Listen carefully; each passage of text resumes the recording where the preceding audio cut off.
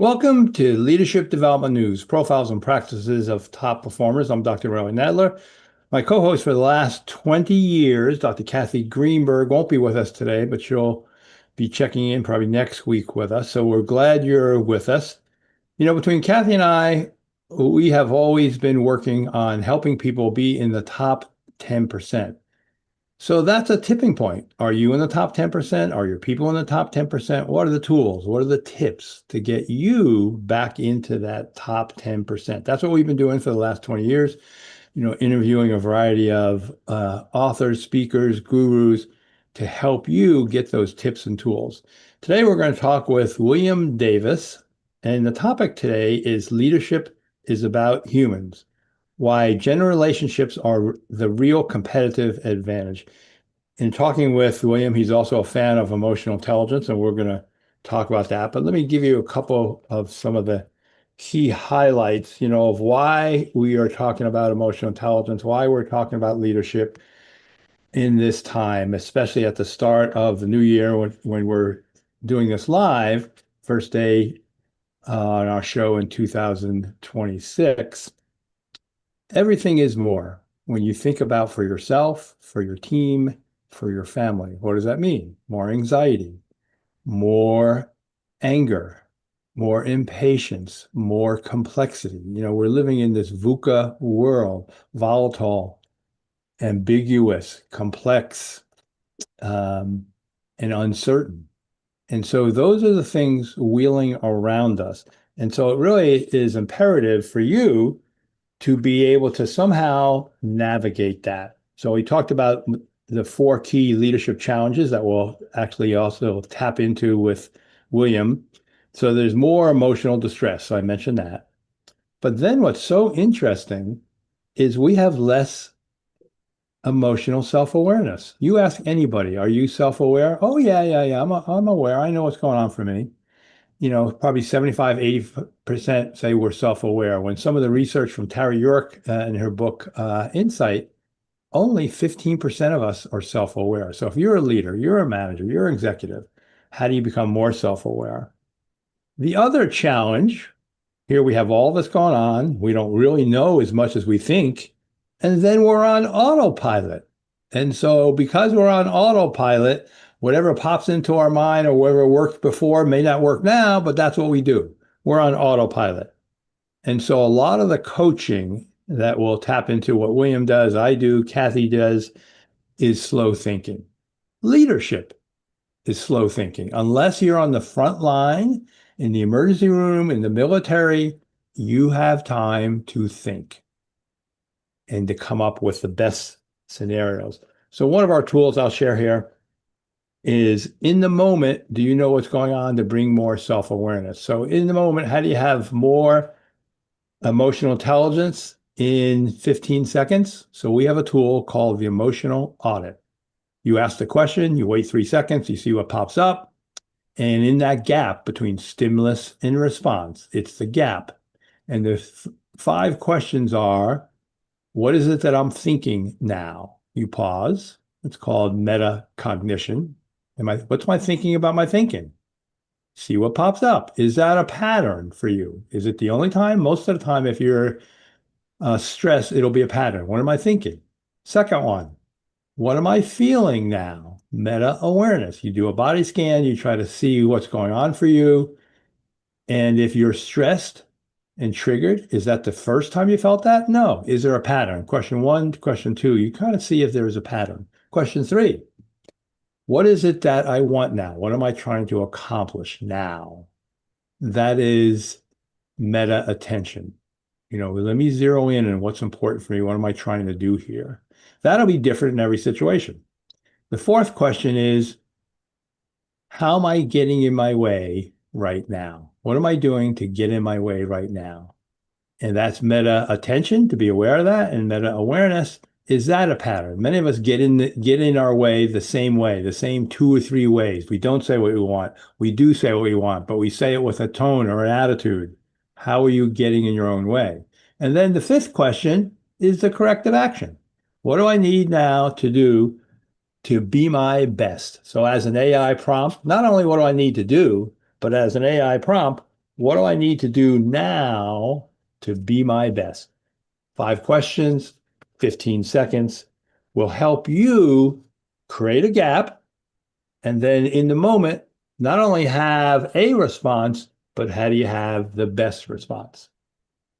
So we'll get more into this emotional intelligence and what William Davis in leadership is about humans, why that's the competitive advantage. And let me tell you about William before I bring him on.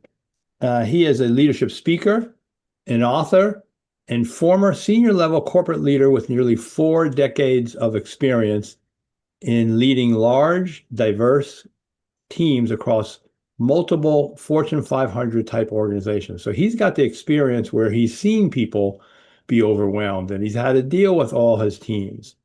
Throughout his career, Williams earned a reputation of building high trust, high retention cultures, grounded in empathy, communication, and genuine human connection. He's the author of the Leadership Blueprint series, a people first leadership philosophy built on the belief that leadership is and will always be human. Williams' work focuses on helping leaders move beyond titles, authority, and process, and instead develop the emotional intelligence needed to listen better, connect deeper, and lead with purpose. His mission is simple: help leaders build teams that feel valued, supported, and inspired, and not managed.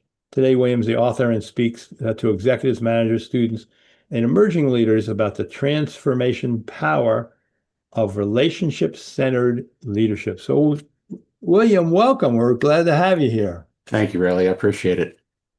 So, if you listen to our shows, we kind of always start off getting a little bit of history about you. And so, who's been some of the people who maybe helped form or influential on who you are today? Well, I began with my father. We grew up as a farm family, so I did a lot of one-on-one work with him and my brothers. And Dad was a military man, so he was very serious, very, I don't want to say hard, but he was, let's get it done, right? Let's get it done right. And he was very good about explaining, why we did what we did. And so I understood the importance of that very early on. And then as I moved into my corporate career, the first two managers I had were both very good about that. And I tried to structure my style more toward that kind of a philosophy of, hey, people need to understand the why, not just do it. Okay. And as I moved on in my career, there were a number of people that I saw the wrong way of doing it. Uh-huh. And that really help me dig into that. I'm not going to do that. I'm going to pattern myself more after the good examples that I've seen, the good examples that I've been able to be a part of, and try to help people that way. Yeah, that's beautiful. We always talk about, in leadership development, who's your best boss? A lot of times I'll start workshops and who's your best boss. Yeah. And if they're good, like you said, yours, you model yourself after them. And then so some of the keys are what they say, what did they do to be your best boss? And then you also talked about, William, we've all had the worst boss, and you can just see how that can demoralize you. Yeah, very much so. And again, their lack of self-awareness of their role and what part it plays in other people's lives is tragic. And again, that was something that, as I continued on through my career, became more of a frustrating pattern. Yeah. Particularly as I got older. I guess maturity has a lot to do with it. Uh-huh. And as I had kids, that has a lot to do with it. And I just, that's one of the reasons I retired last year. I just turned 61 in November, but I retired at 60 because I just got to the point really where I just couldn't handle the insanity, I was what I would call it, of how leadership is carried out Yeah. today. Yeah. And it's wrong. I mean, it's just wrong because as you mentioned, and I could have listened to you all day as you're doing your intro. The people that we lead are human beings. They've got real lives. Yeah. They've got real challenges. They've got real trauma, and you need to be aware of that so Yeah. that you can help them through it. So let me ask you this question, maybe because we're going to get into kind of what do you need to do? Any, examples? I mean, you retired at 60, which is, earlier than many people. What maybe just some examples out, you don't have to give any names but kind of situations that you said, that's it. That is it. Because I'm sure many of our people in our audience, have felt that. And then, you just said, okay, I've had it, which many people wouldn't say that, for many reasons, either the courage or financial. So, just give me an idea of what that culture, what that was like that, helped make this a defining moment for you. Yeah, I've been very financially blessed through my life, and that was one of the reasons I was able to retire at 60.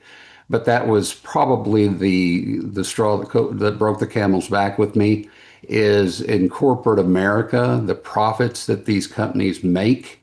But then when we turn around and look at what they give back to their Mhm. people, it's a pittance, 1%, 2%.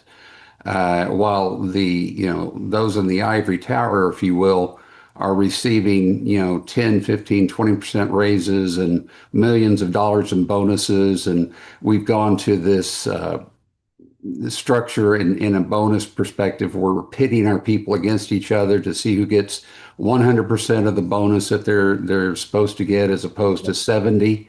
That's not how we treat people.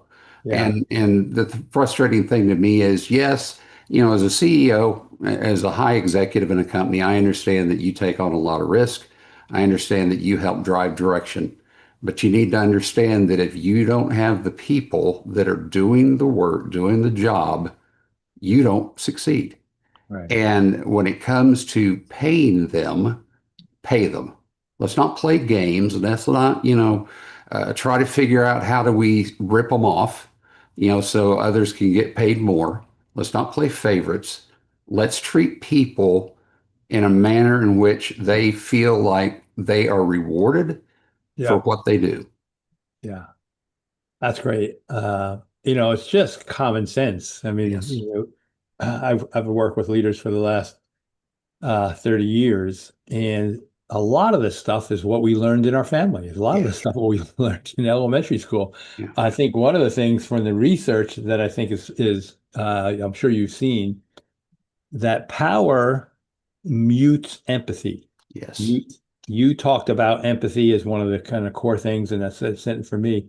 But that sense and there's data behind it. The more power you have, you're just not, it's putting a blanket over your empathy. Right. Well, and that was the emphasis for my first book. Yeah, I wanted to help people understand there's a difference between being a boss, being a manager, and being a leader. We Okay. use those terms interchangeably, and they are not the same. Yeah. They are three totally separate dynamics of how you deal with people. Boss attitude may have worked back, 50, 60 years ago, works, in the military, obviously, and other, first responder type of situations. But that is not the way to deal with people in corporate America. Managers, I've always focused on them being more the task oriented, and that's great. We need them. That's important. They can be leaders also, but they're more, pushed toward let's get the work done, A to Z. How do we get there? Leaders, and this is why I've always told people if you strive to be a leader, you have to understand why you want to be a leader. It can't be the power, it can't be the pay, it can't be the position, can't be the corner office, any of that stuff. It's because you want to help others strive to succeed and help them succeed. Mm-hmm. And if you don't have that attitude, you're not going to be a good leader. Yeah. So, to your point, you know, as a leader, I don't look at the power anymore, right? I've gotten to a position where people trust me to lead people, to lead work. And so it's now my responsibility to take them in under my wings and help them succeed, not just individually, but then as collectively as a team. Yeah. Part of that, like you're saying, the leadership management, like management comes from the word mono. You Yeah. got their hands on. Yeah. Leadership really part is about inspiring. Am I breathing energy? Am I breathing focus? Am I breathing into them capability, acknowledgement, and so that's going to allow them to be pumped up because now they got all that. And I think to your point, I mean, that's why just because I'm a manager, that doesn't make me a leader, Yeah, right? that's And great. some of the best leaders I've ever worked with didn't hold a title, didn't hold a position. It was just because of the way that they were able to engage others and Yeah, work with others and help others, inspire others, and people just naturally gravitated to that attitude. that's great. So before we go to our first break, William, so what were some of your last positions and like what industry were you in? Well, I was in retail Okay. for a year and a half, in the technology world, and it was with the largest retailer in the world, and just I don't like their philosophy at all. I really don't. I don't like the way they treat people, Yeah. and so they wanted me to relocate, and it's like, no, not a chance. I'm not relocating for you. Um, but then prior to that, I worked in a consulting role and had the opportunity to work with a bunch of different corporate 500 Yeah. companies. Yeah. And again, watching how they engaged their people was Yeah. a very interesting experience. Yeah. And that similar to my background as a coach psychologist, you're Mhm. really coming in from that, but into many over 200 different Yeah, organizations, and you just kind of see the theme, and you yeah, see what works, and you yeah, see what doesn't work, yeah, and there's so many similarities, that you can easily pull those out. I'm sure yeah. we'll get to that more about your book and your work that you're doing now. So. Um, Let me ask you our next question and then we'll go to our break. Okay. So, when you talk about leadership is about being humans, anything more you want to say about that to this part of the title of today? Well, when we talk about leadership, we talk about emotional intelligence. Obviously, it's self-awareness, right? How do you, understand your emotional patterns? How do you understand Yeah, what you mentioned it earlier, what triggers you, what stresses you, how your tone affects others, how your behavior affects others? To me, though, when we talk emotional intelligence, you don't have to just know that about yourself. You need to know that about your people yeah, because, again, that helps you deal with them not in a reactionary way, but a very yes, calm and very professional way, a helpful way, right. right? And it's not just the individual that you need to make sure that you're doing that with, but then when you're doing that with each individual, then that helps you then bring the team together and get them to work in a really good way. Well, that's really good. Yeah, you need to know about yourself, your strengths, Yeah, where you're going, but then how about others? And it's yeah, all in those conversations. yeah. And ideally, as you know, you can't treat everybody the same. I No, mean, yes, there's a thing about fairness. We want to be fair with everybody, but everybody is a unique human. And do you know what's unique about them? And can you empower that uniqueness? right. And we'll get into this, but again, that goes back to some of the philosophy that I disagree with is that allowing yourself to get emotional and intelligence to the level of understanding those people is a softness, a weakness. It's not. It's your greatest strength. Yeah. Okay, good. Well, we want to hear more about that. William, we're going to take our first break. You've been listening to Leadership Development News. Come right back. We'll be right here talking more with William Davis.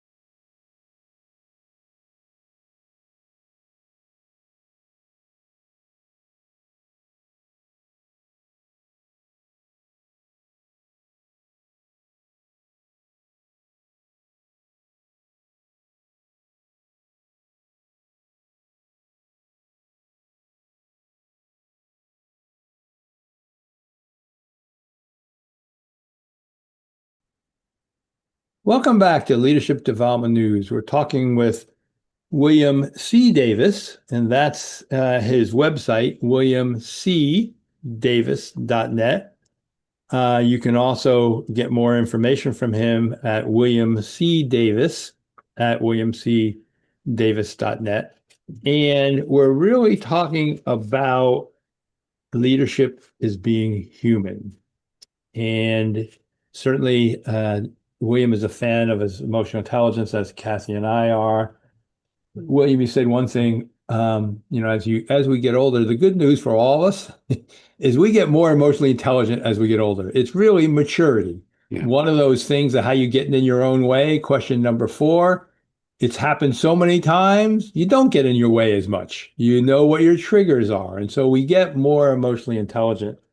And talking with you, especially during the break, just kind of your journey, your experience, like how do leaders unintentionally damage trust, and what have you noticed on the impact on their direct reports, employees? Well, it can often happen in the small moments, not in big situations. It can be silence, not communicating with your team. We talked a little bit about before the break, not discussing the why.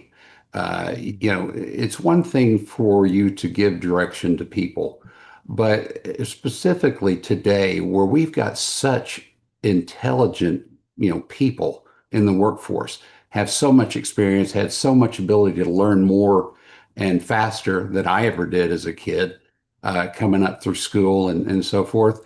They need to understand the why. Because when they can understand the why, then they can understand, hey, there's a lot of different ways to get to the end result that we're Mm. wanting, right? And as a leader, I want to provide them the freedom to do that. If I don't let them understand the why of what we're doing it, they're always going to be stuck in that little box, if you will, of okay, just get it done. And so that is to me one of the bigger things is not communicating that with your team. But then Mhm. I think is stepping away from your team when things are tough. I always told my team, when things go bad, if there's a hit that's going to be taken, I'm going to take it. I'm the Mhm. group leader. I'm the leader of this team. Yeah. I'm the one that's going to be in the firing line. You don't worry about it. I want you to do your job to the best Wow. of your ability. You understand what we're trying to do, why we're trying to do it. If it goes awry, I'll take the hit because I gave you that freedom to do it. And emotionally, people need to understand that they're not going to be, thrown under the bus Yeah. by people if something goes awry.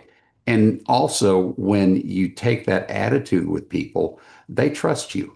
They trust you, particularly when you follow through and you're Right. right there with them when things are tough. Yeah. Yeah. Yeah. That's so great, and that's psychological safety, which is Yeah. all Yeah. over the literature, and you can almost feel them go.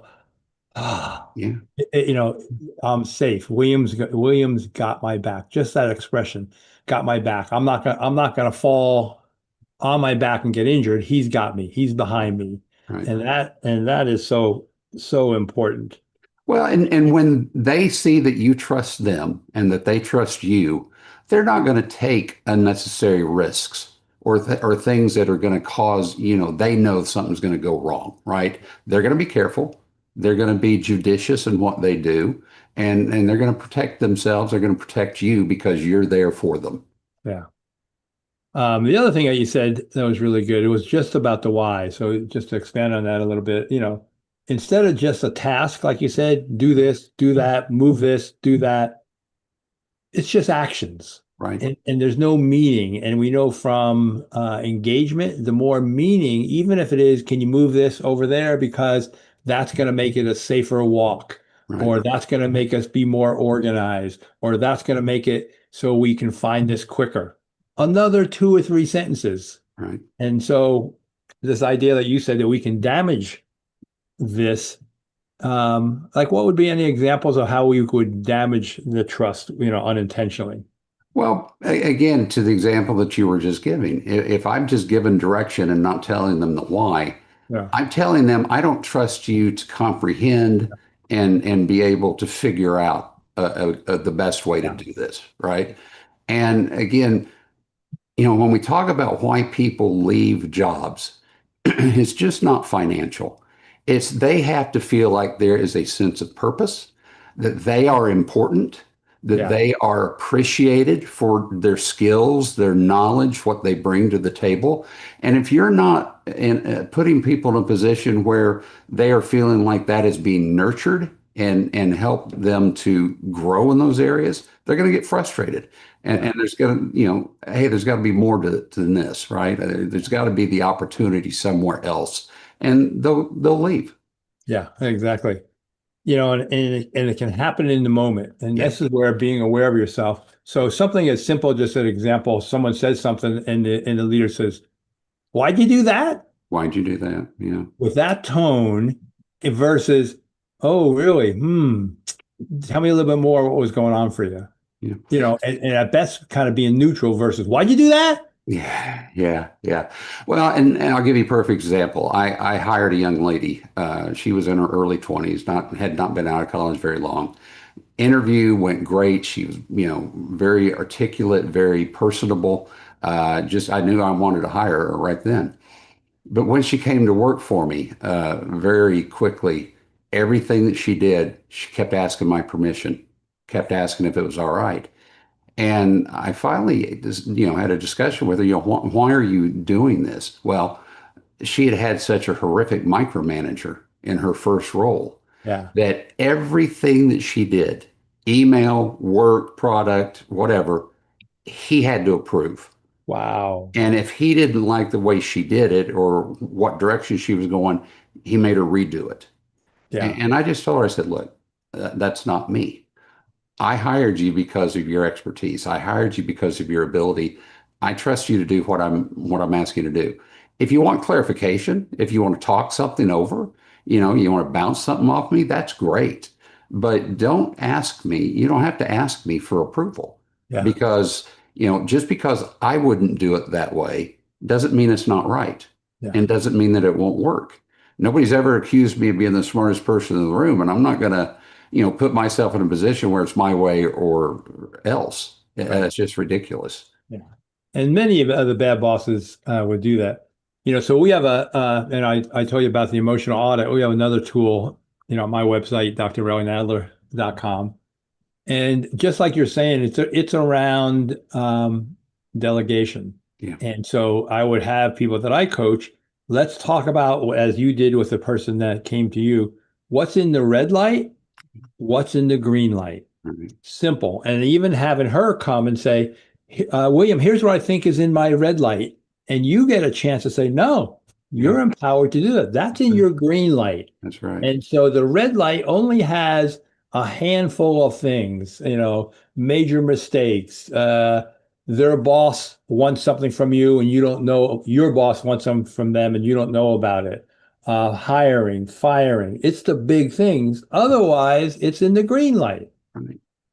The only thing I ever directed my folks was if something goes awry, just make sure I'm the first one to hear it and I hear it from you. That's perfect. That's a perfect. That's all I want. And then I'll deal with it. Yeah. That's a perfect, red light. And then also green light would be, can they spend money? If so, how much? Below $500, green light. Above $500, red light.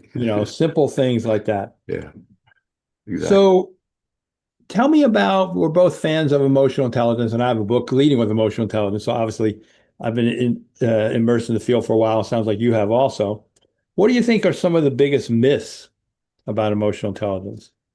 Well, I think the first one is it's a weakness. Too many people think that if you show emotional intelligence, empathy, caring, self-awareness, that's a weakness. That's not the way you lead, and I disagree. To me, if you're able to be emotionally intelligent, that is the greatest strength that you're going to ever Mm, bring to your role, because again, too many people react yeah. to the situation as opposed to calmly dealing with the facts. And okay, here's how we need to move forward, right? When your team sees you act with composure, they Mm, act with composure.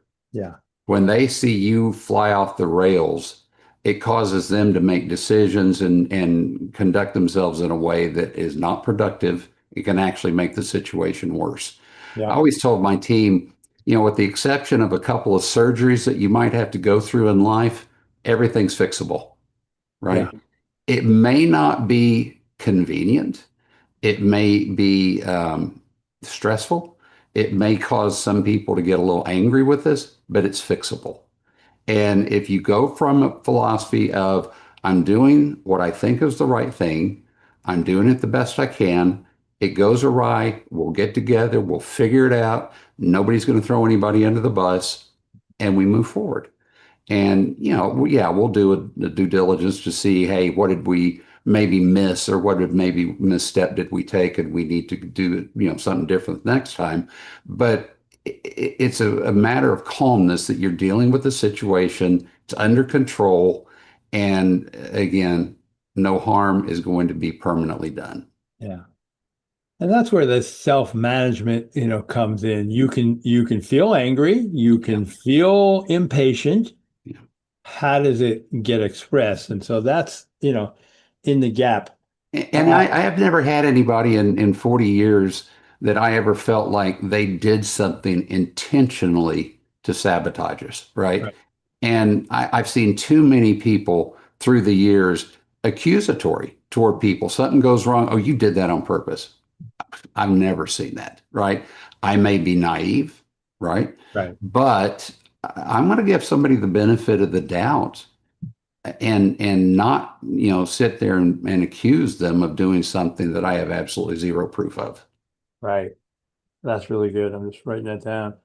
Um, so if you had to pick out a few things in emotional intelligence, if your leader said to you, yeah, I only got so much time because we're on autopilot. What are the few things you think I should focus on? Maybe this in coaching, we have coaching goals. And are you doing coaching now or just more speaking? Just more speaking, yeah. Okay. I've not. I just started this business in May of last year, and I'm still trying to get my traction under me and Okay. figure out what the good and the bad and the ugly is of it, and what I have, the capacity to handle.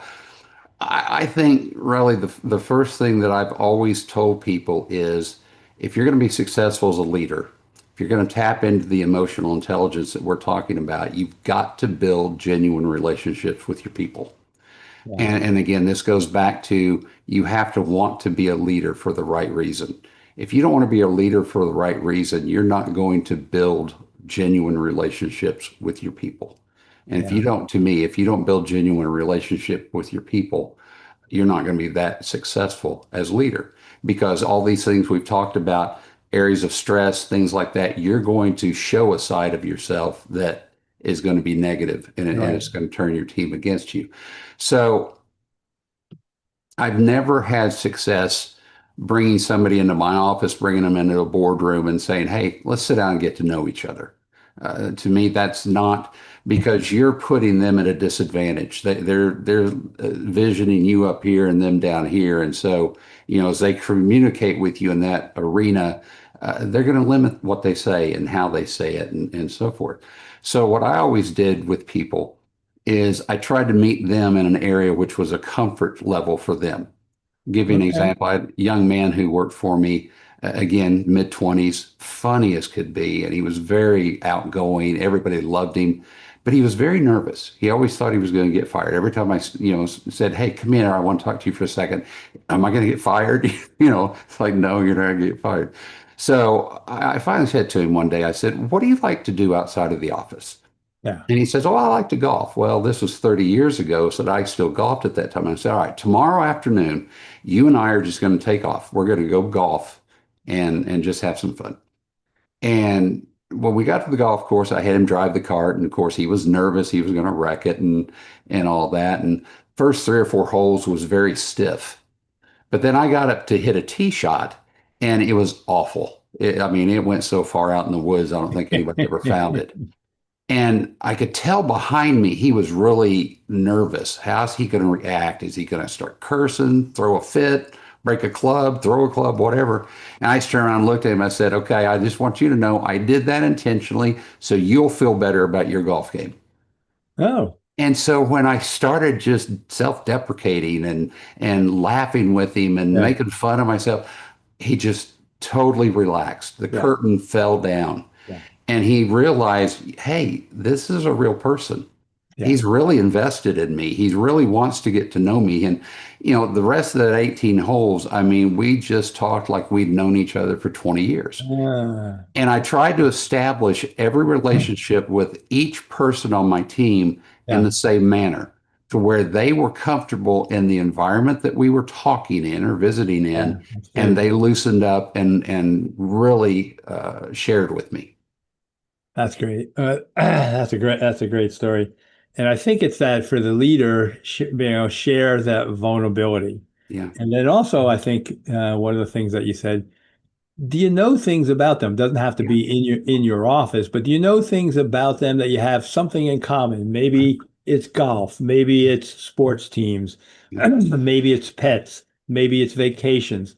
You should have a go-to. Right, exactly. And yeah, so Yeah, what I would normally say, you have to connect yeah, before you direct. So you may right. connect on whatever that go-to is that you have in common, and then you go to more, directing or, sharing what, Because you it's a know. safety zone for them, right? I mean, it's a Good. place of safety. You can redirect the conversation back down to that common Yeah, denominator or common and get them back to an area of comfort and then move forward. yeah. That's a great way to say that. It's a safety zone. And it's common and they see you as it's a safety zone, it's an equal place. Yes, Because yes, otherwise it is, they can't help but see, here's my boss, am I going to get fired? yeah, So maybe thinking about where are we equal? We both love yeah, to ski. We yeah, both love our pets. Where are we equal yeah, is really important. yeah. Um, so I want to ask you, like, what's the most amount of people that you supervise you had underneath you as a leader? Oh boy. Direct probably 25. Okay, that's But a then lot. in a matrix management, I mean, it could be up in the hundreds. Geez.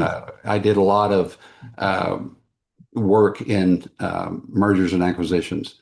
And we did a lot of mergers and acquisitions when I was with the financial institution I worked for almost 25 years. Yeah. And we spent, for a 10-year period, we were probably on the road 75% of the time. Wow. And that was obviously, you can imagine, very stressful for folks because it's long days, long nights. And the one way that I was able to focus them to, at the end of the day, kind of come back and decompress is every night we went to dinner together. Yeah. And we didn't talk work. We just had fun. Yeah. We would talk about what was going on, in the world and families, news that people had heard. And, just again, brought everybody back to the fact that we're all human. We all have lives. We have other things going on. Yeah. And it's not all about, what we do 9 to 5 or whatever the hours were. And so then the next day, they were able to come back in and, hey, we gelled Yep. and again understood each other from a people perspective. That's great. Well, good example. We're going to go to our next break. We're listening to William C. Davis at williamcdavis.net. We're going to get into when we come back, his book that he's in out, and then what he's been working on. So you listen to Leadership Development News. Come right back.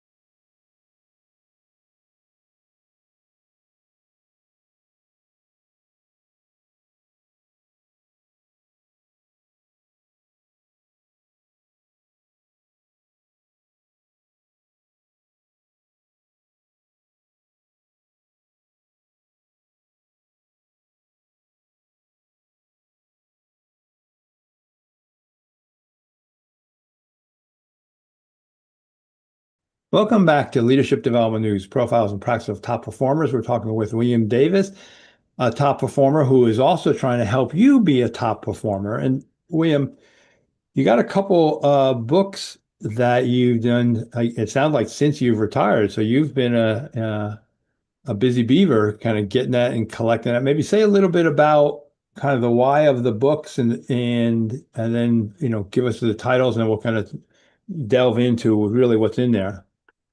The first two books were really kind of brain dumps of just things I had thought about through the course of the last 10 years. Hmm. As I became more increasingly frustrated with leadership in the corporate world. So the first one I called How to Lead Without Just Managing. And what I try to do in this is help people understand the difference between boss, manager, and leadership. Great. And again, as we mentioned earlier, those terms are used interchangeably by so many people, and you couldn't have three different dynamics than those. And so it's really, how do you change how you are today to be a leader, and focusing on how leadership differs from the other two. The second one, then I in my mind at least, I tried to go, okay, if I'm going to be a leader, what's the first element in my mind, my experience, that was important to build? And it's building the genuine relationships that we talked about just before the break. And again, to me, it's really how leaders connect with their people. Mhm. And it's got to be genuine. That's why I put, building genuine relationships, because if it's a fake, I mean, if it's insincere, they're going to know it right Yeah. off. Yeah. And when that occurs, the ability to rebuild the trust with your team is very difficult. And it'll shape your career if you're labeled as insincere or kind of a fake. Yeah. And people read through that. I mean, one of the Yeah. things, it's always so funny. We all have this, around listening, Yes. and we think, we're listening, and people who are speaking, they know when we're not listening. Yes. Even though we're nodding their head, we're going, uh-huh, uh-huh. It's selective listening. And we think somehow that's going to appease them. It really isn't. I mean, they quickly know. Yeah, the eye darting, around the room, or you're contemplating in your head the answer you want to give them, regardless of what they're saying. Yeah, That's not effective listening. And I don't have to have an answer for everything that they're talking to me about, right. but they have to be able to unburden themselves Yeah, of what's on their mind. Because whether it's important to me or not, whether I think it's critical or not, or whether I think it's, something that should be thought about, worried about, it doesn't matter. It's important to them. yeah, And in that vein, I need it to be important to me. yeah. Well, a couple of the tips with that, because it's so important for leaders, and it's that time issue we talked about that makes Yeah. it challenging. Yeah. But when someone says something, almost like if you went to a fast food place and get something, and they give you back your order. So that's the metaphor. Yeah. Okay, so you want a Big Mac and a Coke and fries. When you can give them back what you just heard them say as step one, Right. and if you can, put an emotional word in there about what you think they may be feeling, Yeah. that's huge. Right. And then to say, so what are you thinking about? What's some of your ideas about uh, that situation? Just that, Yeah. then they unfold. It's not like they haven't thought about it, and it prevents the boss from going right to giving advice. Right, exactly. And if it's, an emotional or a personal situation, don't say, "Oh, don't worry about it." Yeah. That does nothing other than irritates them, and Yeah. now causes them to, okay, that's Yeah. not a source for me to talk to anymore. I don't want to hear that. Well, I think in some of this, and this is maybe some of the mind shift, and I think for maybe the manager to leader, that the leader doesn't have to know everything. Exactly right. And so as the leader, they can be in that ambiguous area when in their mind they're going, "Oh, I should know this. Oh, I should tell them what to do. Oh, I don't know what to do." And it's okay because they know more about it than the leader does. So can you draw out from them what the situation is? What are they thinking? What's the obstacles? What's their next step? Right. And that the philosophy that I always relate to my team is we are a team. We win together, we lose together. Now, I, as the leader of the group, know who contributed, how much, and so forth. But when I look at the collective work that we're doing, we win together, we lose together. If something goes awry, something needs to be fixed, then we come together as a brain trust That's and great. and we fix it, right? It may not be, the person who wasn't working on it fixing it, but I want to hear their input because they've got experience. They understand how what went wrong affected what they're working on and so forth. And again, so when you do that, everybody understands that, hey, I'm part of the bigger picture, right? And even if I'm not working on something, I can still come and contribute and say, hey, have you thought about this? Or my boss is not going to say, that's not your job. That's not your worry. That's great. So now you're talking about the team intelligence, and it helps with the silo effect that in a team meeting, if it's not pertaining to one person or their department, they're not even listening. Okay, what do Right. I need to know about that? And obviously you do need to know about it, but it's that idea of they may have some input, they may have some fresh eyes Exactly. to come up with something Exactly. that the person missed. Yeah. I'm not ever going to assume what somebody's history is in regards to experiences they've had, right? I'm going to ask them, what do you think? And if they say, I really don't have any experience with this, I'm not sure that I have anything to input. Okay, that's fine. I just want to give you the opportunity. Yeah. I'll give you an example. I was dealing with a leader who they wanted to go in their leadership to have a coach approach, which sounds like that's where you kind of landed a coach approach that Yeah, they don't have to be the expert. And right. this was a big warehouse, full of product, and this person grew up in the organization, and so it was just barking orders. Someone would come in, okay, make sure you do that, make sure you do that, kind of like you experienced. And as a coach, he tried something different. Someone came in. And instead of telling him what to do, he said, "What do you think we should do?" Just that. Yeah. And if it's a good idea, tell him, "Great, go make Yep. it happen. Tell me what your next step is." Yeah. And then afterwards, the next week when I saw him, he said, "They're floating out of my office." I said, "What do you mean?" Because they're empowered. Yep. And so to ground that, I said, "Okay, two things. How hard was that for you?" It was easy. So he had to stop his own smartest person, Yep. giving advice. And how long did it take? 3 minutes. So going back to kind of what you said, the power of the leader, but in those small moments. And I think one thing that keeps leaders or people who perceive themselves to be leaders from doing that is they perceive their team as their competition. I can't have my people outshine me. I can't have my people accelerate above me. To me, that is my greatest accomplishment out of my whole Yeah. career Yeah. is the success that my people had. If they bypassed me, that's great because I gave them the freedom to do what they wanted to do, to grow in a manner in which they were able to really flourish and not inhibit them. I've worked for too many guys who, when somebody started getting the spotlight or somebody started, shining and outperforming them, they would do everything they could to undermine them. Wow. And I'm sorry, that is so immature. Yeah. That is so wrong. And to me, that's my greatest compliment because I don't want to do this forever, right? And I've got, part of the leadership is training up people who are Yeah. going to take your role, Yeah. right? And again, would you not? My greatest pride out of my career is seeing where my folks are today. Uh-huh. One's a teacher, one's a manager, one's an executive with a financial institution. I still keep in contact with them. I'm so proud of them. Yeah, right? Just as if as proud as I am of my kids, because they have accomplished something and I was there to be a part of it. that's beautiful.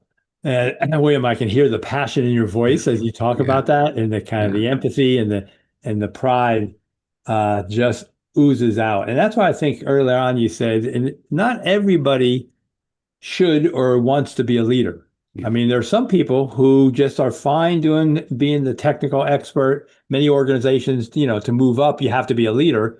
Not everybody is going to feel that sense of development and passion that you just expressed. Well, and not everybody's capable of doing it. Yeah. Also, I've been asked a number of times, what did I look for Yeah. when I was trying to, figure out who was I going to nurture to be more of a leader as opposed to manager? And I always looked at people, how they dealt with their family and how Huh. they dealt with their best friends.